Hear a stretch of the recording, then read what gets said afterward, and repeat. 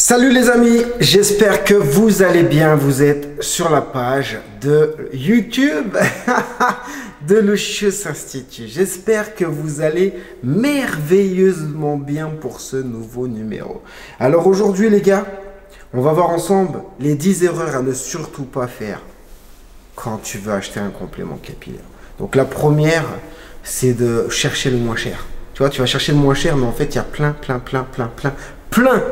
de compléments capillaires différents, tu vois, et de finition, et de technique, et de qualité de cheveux. Donc, tu vas te faire douiller si tu cherches le moins cher. Si tu cherches le moins cher, tu vas trouver le moins cher, mais tu n'auras pas le meilleur. C'est ça, en fait. La question qu'il faut te poser, c'est qu'est-ce que tu recherches? La meilleure qualité ou le moins cher, à tout prix, avoir un complément capillaire? Si tu cherches un complément capillaire à tout prix, bien sûr, tu vas le trouver. Mais tu seras déçu, je pense, du résultat. Voilà, alors ça, c'était la première. La deuxième, c'est aller dans un institut genre le plus proche. C'est-à-dire que tu peux kiffer les vidéos de chez Lucius et te dire « Oh putain, il est loin, merde, tiens, il y en a à côté de moi, alors j'y vais !» Sauf que ça sera peut-être pas le résultat que tu attends. Donc, attention à ça, les gars. La deuxième erreur que tu peux faire, c'est d'aller au premier venu, en fait, tout ça pour te dire, voilà, c'est la même chose. Non, c'est pas la même chose. C'est pas la même chose. Et voilà, malheureusement, on n'est pas tous à la même échelle. Chacun travaille à son rythme. Chacun a sa façon de faire. Il y en a qui font ça tous les jours. Et je le répète, tu veux le meilleur institut, c'est quelqu'un qui fait ça tous les jours. C'est quelqu'un qui porte un complément capillaire. C'est quelqu'un qui est proche de sa clientèle. C'est ça, en fait... reconnaître un meilleur institut. Et le problème des instituts aujourd'hui, c'est que il y en a, ils osent s'appeler institut capillaire alors qu'ils ont même pas un complément capillaire. Ils disent à des mecs, tiens, achète-le sur internet, achète ta colle, achète ça, ramène-moi une paire de ciseaux et puis je te le pose. C'est pas un institut, ça, c'est un copain. C'est un copain qui te donne un coup de main. C'est pas du tout un institut, ça. Pour moi, un institut, tu viens, il a tout sur place, des ciseaux, un fauteuil. Il est prêt, quoi. Il est prêt tout de suite. Tu repars avec des cheveux, quoi. Tu vois, c'est logique. C'est comme si tu vas au restaurant. C'est la même chose. C'est comme si tu vas au restaurant et il te dit, bah, commande une pizza à Carrefour et puis je te la réchauffe dans le micro-ondes. Voilà la qualité de ton institut. Ou tu préfères aller dans un restaurant où tu choisis la carte et puis tu as ce que tu veux. C'est ça. Réfléchis bien. Et ça aussi, ça joue sur les prix. Tu peux pas comparer un bête d'institut, tu vois, avec un mec qui te dit d'aller acheter ton complément capillaire. Donc voilà, réfléchis bien. Comme je l'ai dit, la numéro 2 des erreurs à ne surtout pas faire, c'est d'aller au premier venu, tu vois, tout ça pour te dire, voilà, c'est pareil. Non, c'est pas pareil. La deuxième, vouloir acheter un complément capillaire à bas prix sur Internet. Pourquoi? Parce que tu connais rien. Voilà, pour la plupart, moi je parle de personnes sans expérience qui regardent une vidéo, qui se dit vas-y, je vais me lancer dedans. Je te parle pas de quelqu'un qui connaît sa couleur, qui sait à peu près comment ça se passe, et là, à ce moment-là, c'est peut-être plus simple pour lui. Mais quelqu'un qui n'a aucune expérience, se lancer sur Internet, acheter un complément capillaire, voilà, les délais sont longs, tu n'es pas sûr de ce que tu veux, tu sais pas ce que tu veux, tu connais pas la qualité. Et si tu veux te lancer là-dedans, tu vois, et même, une fois que tu as tout sur place, tu vas te retrouver avec ton complément capillaire, avec de la colle, avec un machin. Bon, qu'est-ce que tu fais? Ok, il est chez toi maintenant. Tu fais quoi? C'est pour ça que le mieux, ce que je préconise à chaque fois, c'est de venir au moins une fois chez un institut pour qu'il t'explique les bases, pour te montrer comment faire. Il pourra répondre à toutes tes questions, il va regarder ta couleur, tu es sûr de ne pas te faire avoir. Et après, si tu veux commander plus tard sur Internet, tu vois, ça sera plus simple. Tu auras déjà beaucoup plus d'expérience. Donc ça, c'était la troisième erreur à ne surtout pas faire, d'après Lucius. Alors la quatrième, c'est tout bête en fait, c'est de te décourager au bout d'un mois. Tu vois, parce que si tu veux, quand tu es porteur de compléments capillaires, tu vois, tu peux être amené à avoir les montagnes russes. C'est obligé, hein, c'est 2 mois, tu vois, ça, pas 2 mois, pardon, c'est 1 mois. Ça dure à peu près 1 mois, j'en ai déjà parlé des effets psychologiques, c'est que tu le veuilles ou non, que tu sois préparé ou non, c'est spécial d'avoir un complément capillaire, tu sais, il faut s'y faire. C'est comme n'importe quelle prothèse, tu vois, n'importe quelle prothèse en fait, hein, que ça soit n'importe quoi, c'est le temps que ton corps s'habitue, c'est le temps que tu t'habitues, c'est un changement de vie, c'est pas tes cheveux, ça change ton apparence, tu vois. Donc tu te poses des tas de questions et c'est tout à fait normal. Et si tu veux, le problème, c'est qu'autour de toi, les gens ne comprendront pas. Ils vont pas comprendre, mais si tu veux, parce qu'ils sont pas à ta place, tout simplement. Donc voilà, on va dire les effets psychologiques, vous regarderez, j'ai déjà fait des vidéos plus poussées sur le sujet. Vous regarderez, donc le quatrième, c'est de se décourager, prendre un complément capillaire et puis de te dire, ah, c'est pas fait pour moi, vas-y, ça me saoule, voilà. Force-toi à le garder au moins 1 mois sur la tête, tu vois, et tu verras que ça va te passer et puis tu le garderas. Ou tu le garderas pas, mais je pense que tu le garderas. Ok, donc là, nous sommes à la 5.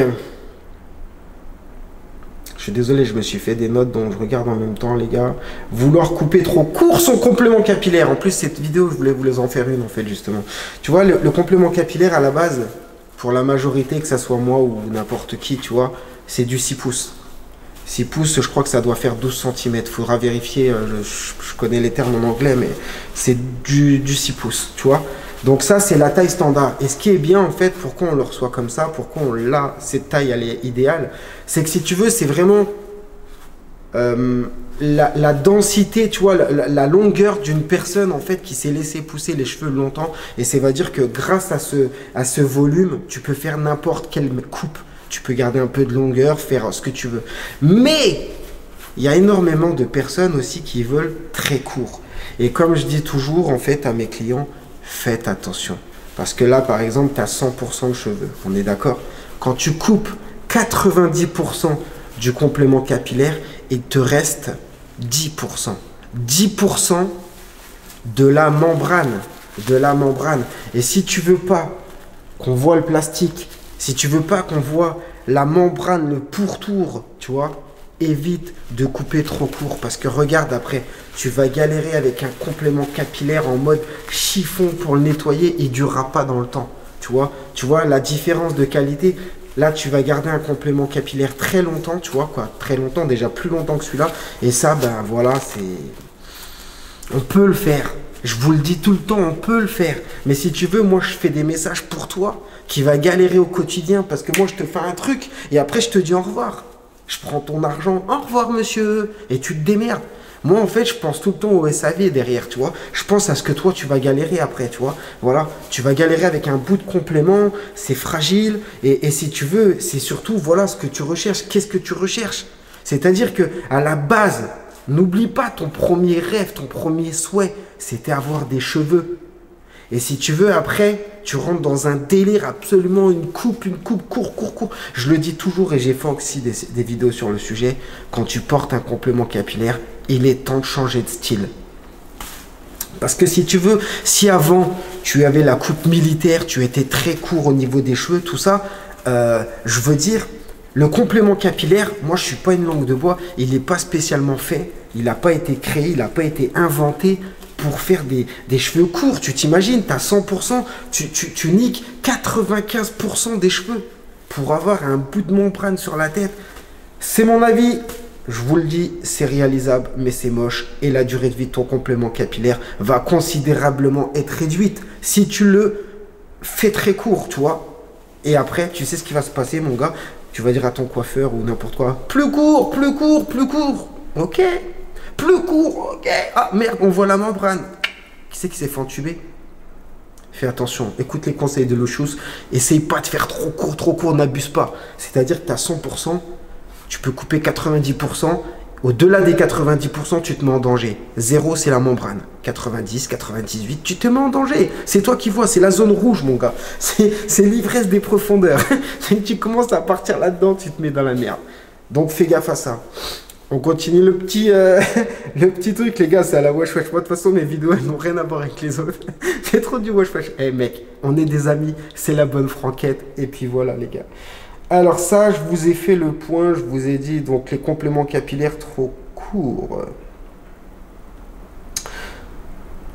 Ah oui, d'accord. Donc la sixième qui est très intéressante aussi, c'est de ne pas laisser de couronne. C'est-à-dire, tu vas chez ton coiffeur, tu vois, chez ton barbeur, quoi, chez ton prothésiste capillaire, tu vois, et tu laisses pas assez pousser ta couronne. C'est-à-dire que le problème, en fait, c'est que après, au niveau de la membrane, je t'ai déjà expliqué, tu vois, on voit, même si on te dit invisible, on voit légèrement quand même un petit peu de membrane sur les côtés. Et si tu veux, pour qu'il y ait un résultat indétectable, c'est super important qu'il y ait un bout de couronne, même si elle est infime, même si tu fais des dégradés à blanc, il faut laisser un peu de couronne pour cacher cette membrane. Et en plus de ça, ça fera un mix parfait, tu vois. Donc, c'est super important, les gars, de laisser une couronne. Bien souvent, les mecs, ils me disent, ouais, mec, je suis chauve, ça fait chier, putain, de me laisser. Tu t'en tapes. Pense au résultat. Souffre un petit peu en douceur, tu vois. Tu mets une casquette, fais ce que tu veux, mais t'as pas le choix. Tu fais ça et après tu seras beau comme un camion. Tu seras beau comme un camion, mon gars. T'as pas le choix. C'est l'étape, voilà. Après, ça sera plus simple. Donc, ne pas laisser la couronne, ça, c'est une erreur aussi à pas faire. Donc là, on est au 8. Ne pas respecter les étapes et négliger son entretien grave. En fait, si tu veux, il y a énormément de personnes qui mettent des compléments capillaires, tu vois, et si tu veux, qui galèrent. Je sais pas, d'une personne à une autre, l'autre, il va te dire ça colle pas. Ça colle pas, ça colle pas. C'est la galère. Si tu veux ça, en fait, faut bien respecter les étapes. Donc, l'étape, je vais vous les répéter, tu vois. Quand tu prends ton complément capillaire, donc tu coupes ton complément capillaire, tu mets du Walker Tape, tu vois, c'est-à-dire la protection qui va protéger ton cuir chevelu de manière que la colle ne touche pas ton crâne, tu vois. Elle va venir sur ce petit revêtement qui va protéger ton crâne de l'humidité, de la transpiration, etc., tu vois. Ensuite, tu mets la colle. Ensuite, tu en mets aussi sur ton complément capillaire, surtout ton complément capillaire en faisant attention de ne pas en mettre sur tes cheveux. Une fois que tout ça c'est fait, que ta colle est bien transparente, tu vois, à ce moment-là, tu mets ton complément capillaire. Si tu suis ces conditions, tu n'auras pas de soucis. C'est pour ça que les mecs, si vous faites ces étapes, je ne comprends pas comment ça ne colle pas. Si ça ne colle pas, c'est que tu n'as pas bien rasé tes cheveux, c'est que tu n'as pas bien mis la colle, c'est que tu as mis du solvant, c'est que je ne sais pas ce que tu as fait, mais tu n'as pas respecté ces étapes. Si tu suis ces étapes, tu n'auras pas de problème avec ton complément capillaire. Donc, bien respecter les étapes, c'est super important. Quand tu as ta ligne frontale qui se décolle, faut pas stresser. Les gars, vous êtes là. Ouais, l'entretien. Mec, sinon on parle comme des potes, les gars. Est-ce que tu comptes le nombre de fois que tu te douches? Est-ce que si tu pues des aisselles, tu fais quoi? Tu te mets du déo, tu vas te laver. Tu vois pas ça comme un travail. Tu me dis pas, oh, putain, 30 minutes dans la journée pour se brosser les dents. Le complément capillaire, faut le mettre dans la même catégorie, mon gars. Ça fait partie de l'hygiène. S'il sent mauvais, faut faire ton entretien. Attends pas qu'il sente mauvais. Il y a des mecs qui le poussent sur la tête et ils sont prêts à le garder 10 ans, le laisser pourrir, attirer toutes les mouches et tout. Ils le laissent mais macérer, pourrir à mort sur la tête. Mais les gars, n'attendez pas ce moment. N'attendez pas ce moment. S'il se décolle, tu mets un peu de colle. Si tu sens que vraiment tu vas commencer à le perdre, c'est pas bon. C'est que c'est le moment de faire l'entretien. Ça te coûte rien, frère. Ça te coûte rien, n'essaie pas d'aller te dire oh, faut que j'aille chez l'institut, parce que c'est pareil, si tu es dépendant de ton institut, t'es foutu. On parle même pas d'argent, ouais, il veut de carottes, l'institut, non, on parle même pas de ça, je parle de toi, et toi seul.